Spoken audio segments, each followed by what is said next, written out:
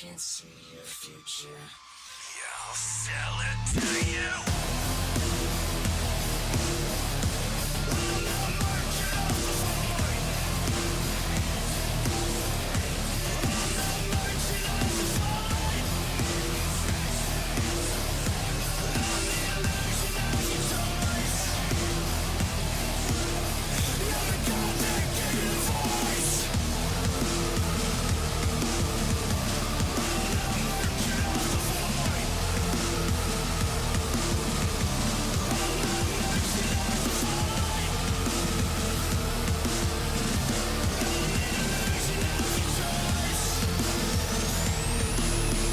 I'm the god that gave you the voice.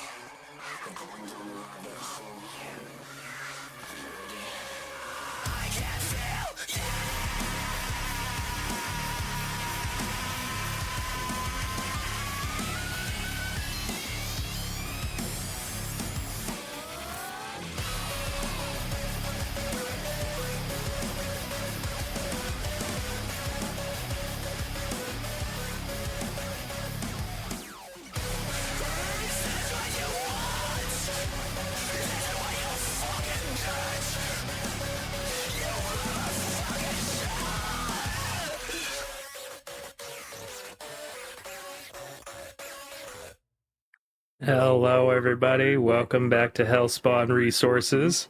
Hope you enjoyed that little bit of, excuse me, that little bit of Sunday school worship music. I wanted to make sure I set the mood for today's today's sermon, essentially.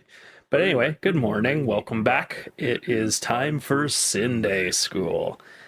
We are starting our Sunday School lessons with our usual Hellspawn resources, Liturgy of the Liturgy. Let me take a sip of my coffee first before we continue. What do you think? Think that's a good idea? I think so.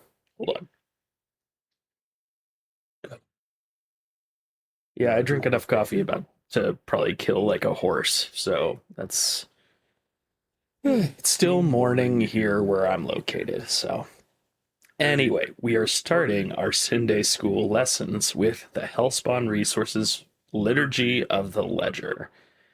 Stand up and place your left hand over your forehead and your right hand over your wallet and repeat after me. VERBA VOLANT. SCRIPTA MANENT. PRAEMONITUS, PRAEMUNITUS. And for those of you who are new to the congregation, welcome. I am Alastor Ashfall.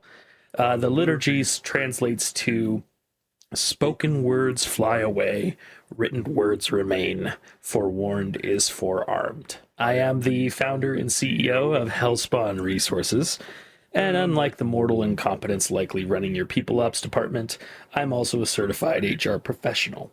I spent about 80 years in Heaven's HR department trying to instill things like soul equity to get the Seraphim to adopt things like Feedback Fridays, and I was rewarded with 12 years of falling through the 9 circles of hell because I asked too many questions about the leadership dashboard. Now, I run Hellspawn Resources.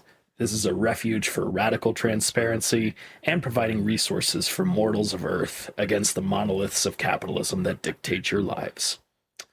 With that, I wanted to introduce the topic of today's Sunday School lecture.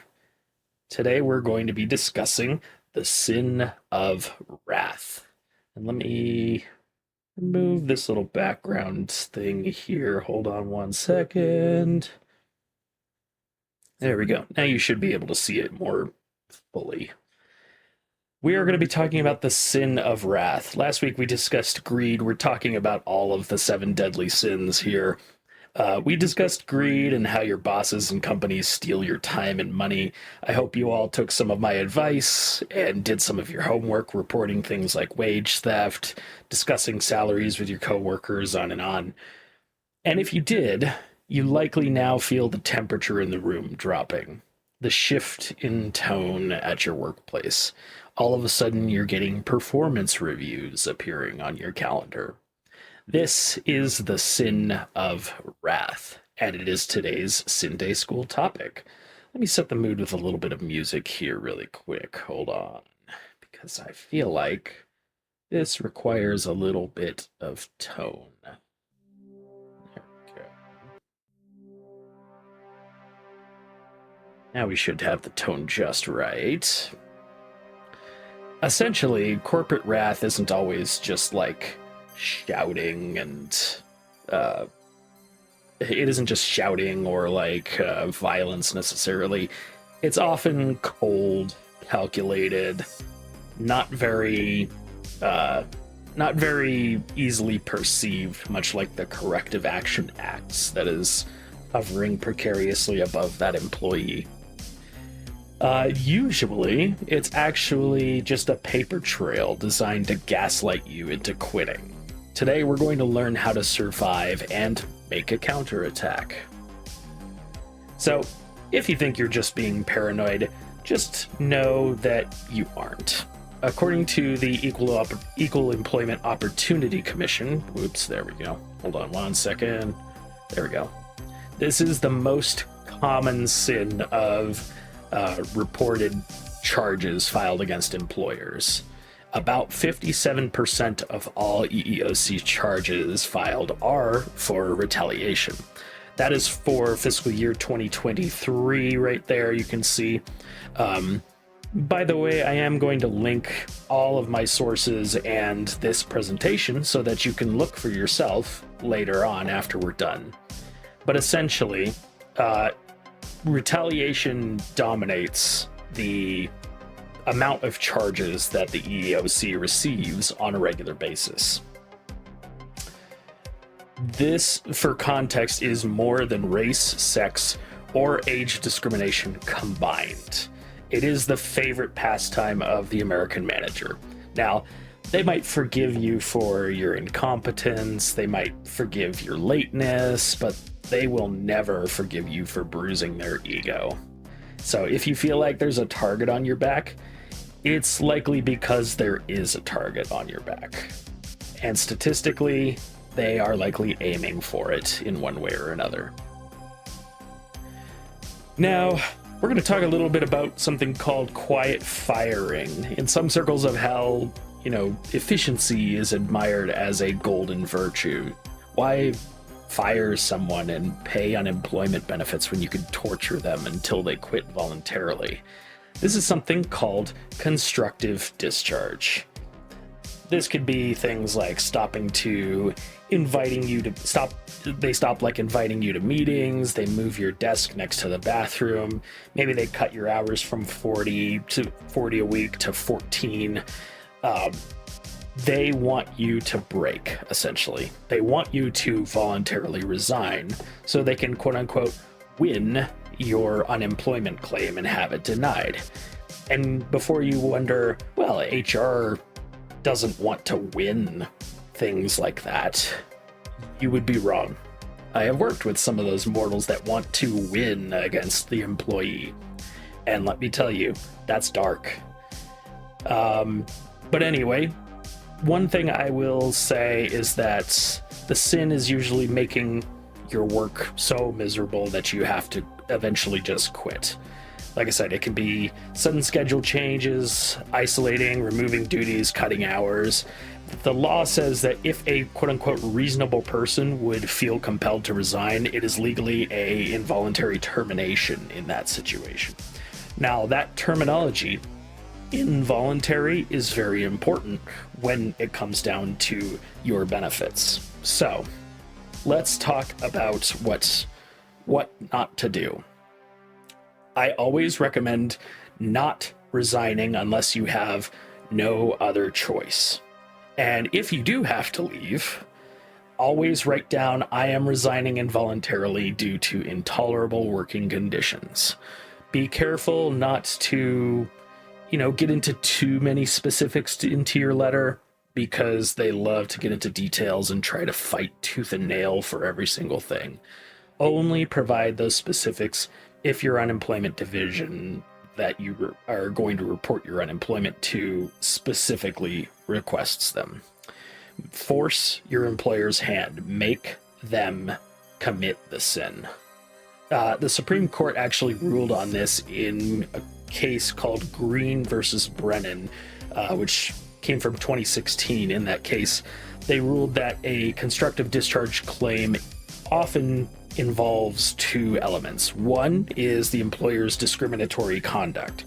That has to be so severe that any reasonable person, again, what we mentioned right here, would have felt compelled to resign.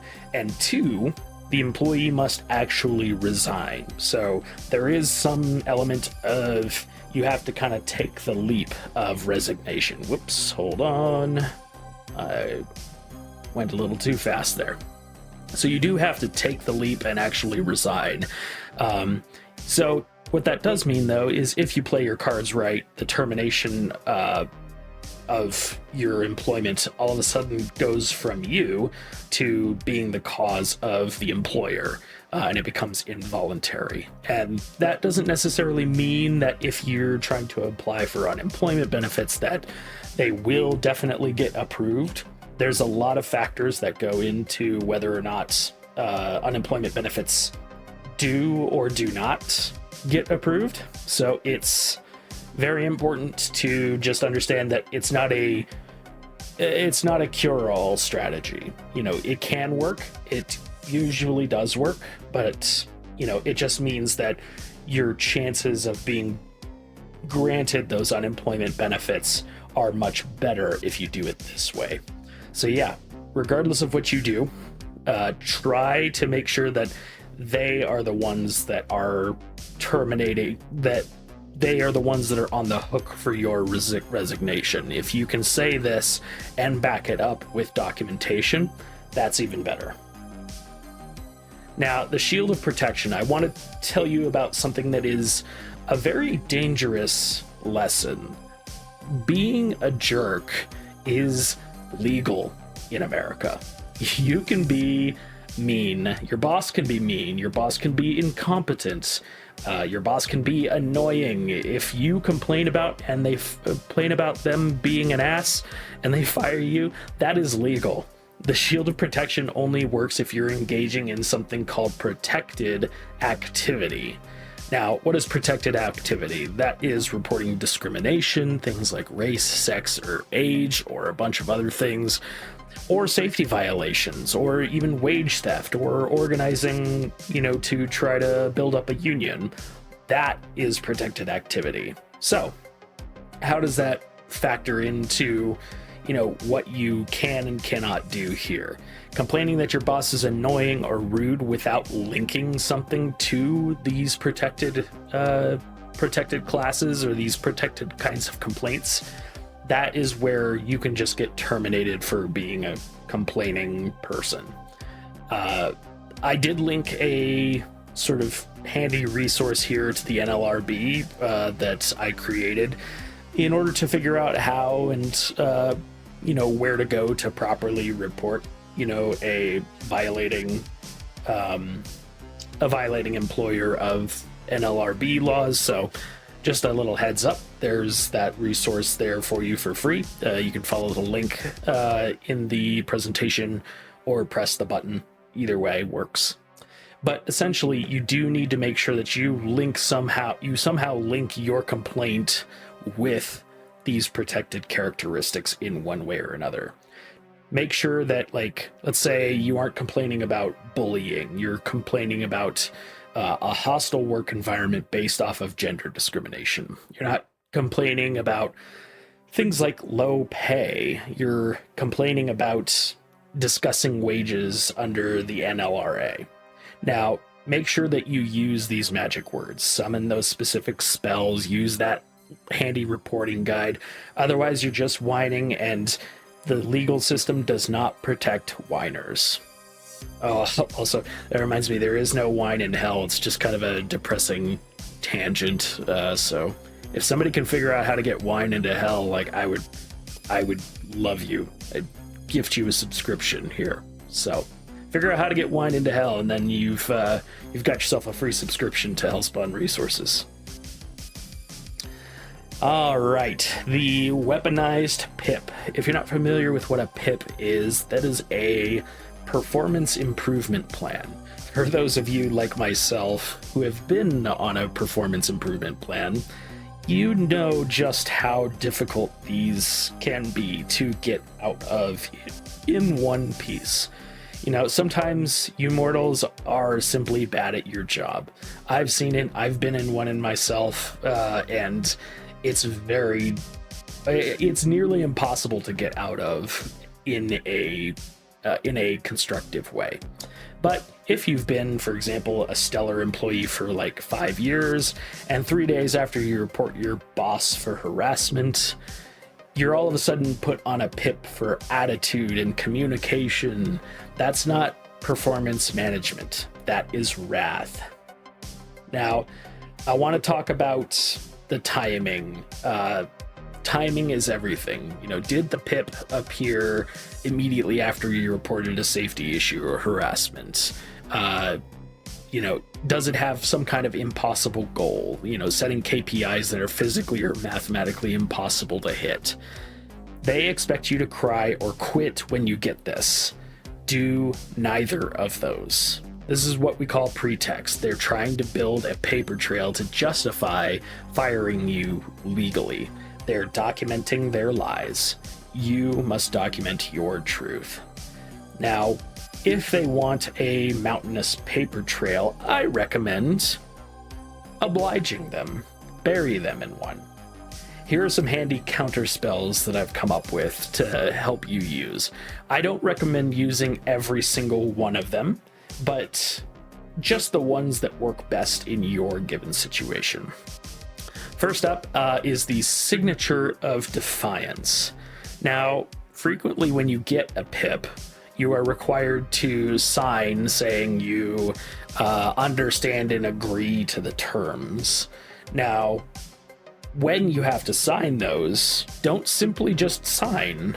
Always sign and say, my signature indicates receipt, not agreement. Then attach a formal rebuttal correcting any potential lies, exaggerations, or embellishments, and make that rebuttal a permanent part of your file, and always keep a copy for yourself. Now, that's a sort of minimal thing that can help you if your case has to get, elongated or something like that, but it helps to be able to be like, hey, look, I disagreed with this, and this before, signing off on it. Because if you just sign off, then it's essentially you admitting that, like, oh, all of these things are correct and true about me. And if you have to, fight an unemployment insurance claim later, that can be much more difficult because all of a sudden they have something saying, hey, you agreed that you did all of this stuff that is fireable offenses. So, highly recommend writing down that extra little bit. It is, my signature indicates receipt, not agreement. Now, malicious clarification. If your goal is, in your PIP, let's say, improve communication, like it was for myself, I always recommend either replying with an email or, asking your boss via chat somewhere written saying, please define the specific KPI for communication. Is it emails per hour? Is it words per meeting? I need the metric to ensure compliance. And then watch them squirm when they can't measure things like vibes. So, always ask for really drilled down specifics whenever they say, like, you're not meeting expectations. And then ask them, like, what are expectations? What are the metrics that you need me to hit? They usually don't think that far, at least not the wrathful types of managers. The resource trap. This is an interesting one. Immediately reply to any sort of PIP email that you get listing any tools or training that you might need to succeed. For example, let's say you are falling behind on some sales goals.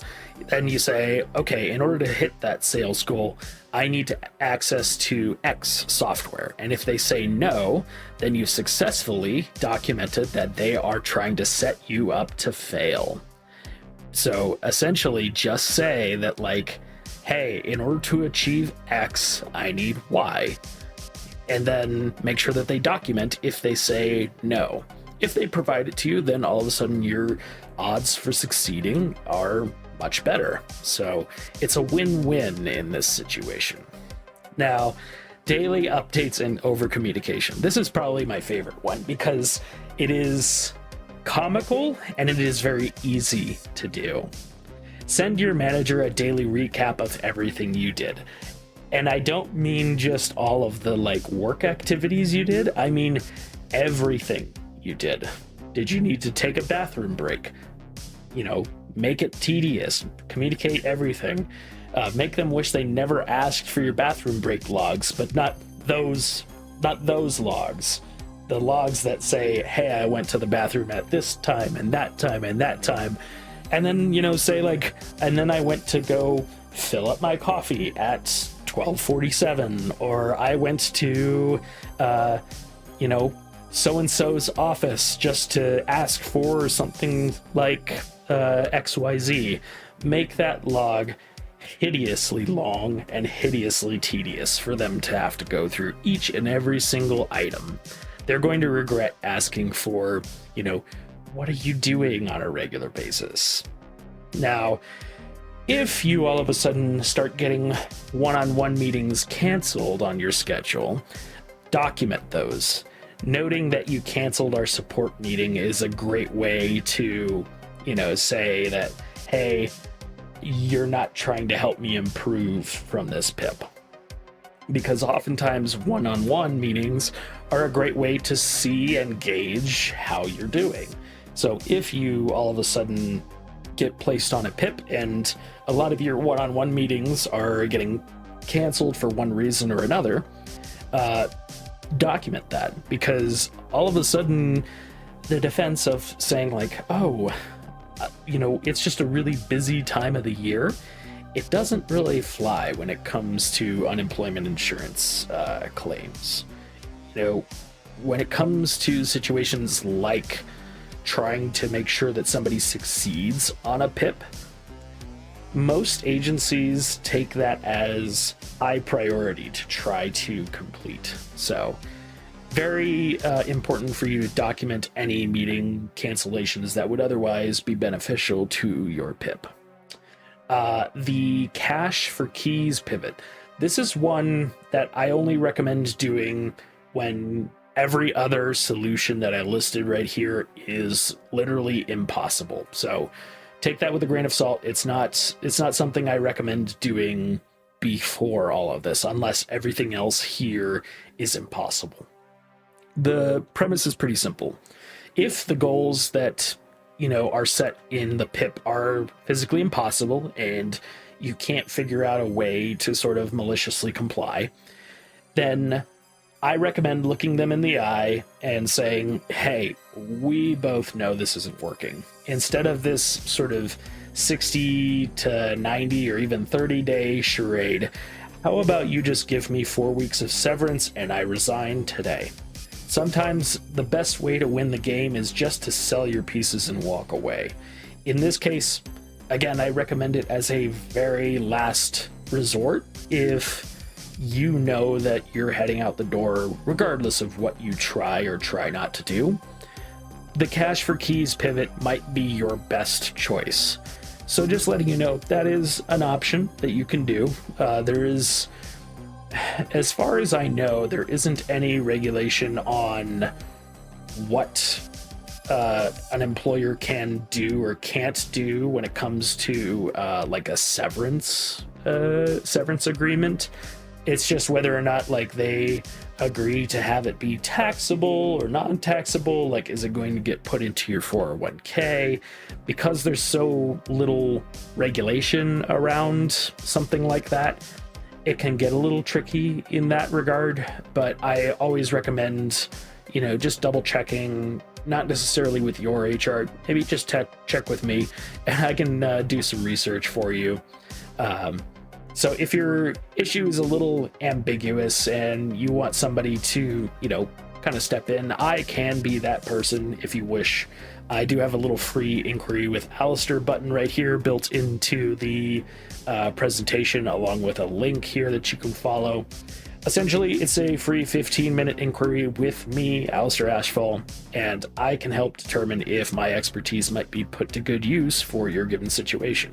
Now, keep in mind, I can't offer legal advice. So if in that free inquiry I determine that your situation likely leads down a path towards litigation, I can't help you, but I can point you in the right direction to getting accessible and even sometimes free legal help. So just know that, getting a free inquiry doesn't lock you down into working with me or working with anybody in particular.